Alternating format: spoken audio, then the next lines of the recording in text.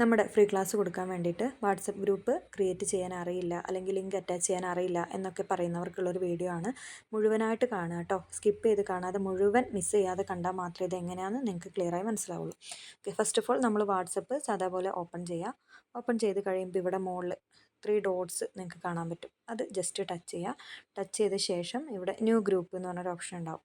ആ new group എടുക്കുമ്പോൾ എന്താണെന്നറിയോ, നിങ്ങളുടെ കോൺടാക്ട്സ്, നിങ്ങളുടെ ഫോണിൽ എത്ര കോൺടാക്ട്സ് നിങ്ങൾ ഓൾറെഡി സേവ് ചെയ്ത് വെച്ചിട്ടുണ്ടോ അതൊക്കെ അവിടെ കാണാൻ വേണ്ടി പറ്റും. ഇത് കണ്ടോ, ഇതൊക്കെ ഇപ്പോൾ ദാ എൻ്റെ കോൺടാക്ട്സ് ആണ്.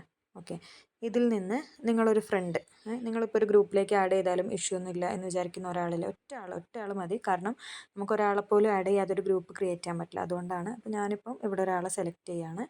സെലക്ട് ചെയ്ത ആരോ മാർക്ക് ടച്ച് ചെയ്താൽ ഇങ്ങനെ വരും. ഇങ്ങനെ വരുമ്പോൾ ഇവിടെ നമ്മൾ ഗ്രൂപ്പ് നെയിം കൊടുക്കാം. ഗ്രൂപ്പ് നെയിം എന്ത് കൊടുക്കാം? ഫ്രീ മെഹന്തി ക്ലാസ് എന്ന് കൊടുക്കാം. ഓക്കെ, അതുപോലെ ഇവിടെ നമ്മൾ ടച്ച് ചെയ്താൽ ഇതാ നമ്മുടെ ഗ്രൂപ്പിൻ്റെ DP വെക്കാനുള്ള സ്ഥലമാണ് ഇത്. ടച്ച് ചെയ്യുക. ടച്ച് ചെയ്തിട്ട് ഗാലറി ഓപ്പൺ ചെയ്യുക.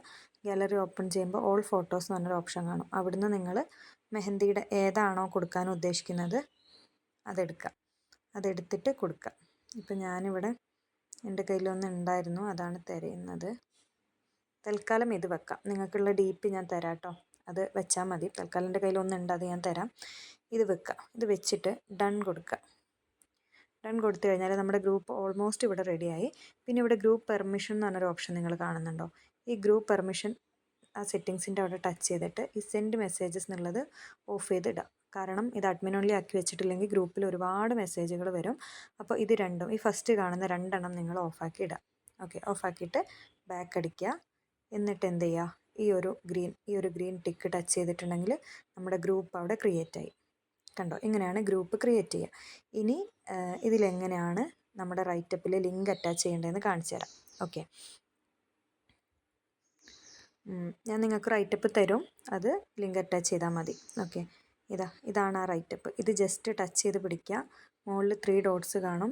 കോപ്പി ചെയ്യുക. കോപ്പി ചെയ്തിട്ട് ബാക്ക് അടിക്കുക. ബാക്ക് അടിച്ചിട്ട് ആ ഗ്രൂപ്പിലേക്ക് പോവുക. ഗ്രൂപ്പിലേക്ക് പോയിട്ട് അവിടെ അത് ടച്ച് ചെയ്ത് വെക്കുക. ഓക്കെ, നേരത്തെ അവിടുന്ന് കോപ്പി ചെയ്ത് കൊണ്ടുവന്നത് ഇവിടെ ജസ്റ്റ് പേസ്റ്റ് ചെയ്യുക. ഈ ഒരു ബട്ടൺ ഞെക്കരുത് കേട്ടോ, ജസ്റ്റ് കോപ്പി ചെയ്ത് വെക്കുക. എന്നിട്ട് ഈ ഒരു എൻ്റർ ബട്ടൺ ഇല്ലേ, അത് ഞെക്കി താഴേക്കൊന്നാക്കി വെക്കുക.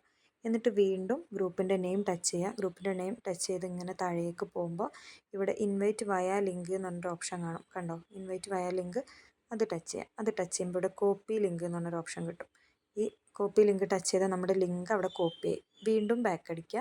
വീണ്ടും ബാക്ക് അടിക്കുക. എന്നിട്ട് നമ്മൾ നേരത്തെ ഇവിടെ സെൻഡ് ചെയ്യാതെ പേസ്റ്റാക്കി വെച്ചൊരു റൈറ്റപ്പ് ഉണ്ടല്ലോ, അതിൻ്റെ തൊട്ട് താഴെ കൊണ്ടുവന്നിട്ട് ഇതിങ്ങനെ ടച്ച് ചെയ്ത് കൊടുക്കുക. അതവിടെ പേസ്റ്റായി. ടച്ച് ചെയ്ത് പിടിച്ചിട്ട് പേസ്റ്റ് ചെയ്താൽ മതി കേട്ടോ. എന്നിട്ട് ഇനി ഇതാണ് നമ്മൾ ഷെയർ ചെയ്യേണ്ടത്. ഈ ഒരു റൈറ്റപ്പോട് കൂടിയ ലിങ്ക്. ഈ ലിങ്കിനെ ആര് ടച്ച് ചെയ്താലും ഈ ഒരു ഗ്രൂപ്പിലേക്ക് അവർക്ക് ജോയിൻ ചെയ്യാൻ പറ്റും. അപ്പോൾ ഈ ഒരു റൈറ്റപ്പോട് കൂടിയ ലിങ്ക് നിങ്ങൾ സ്റ്റാറ്റസ് വെക്കുക.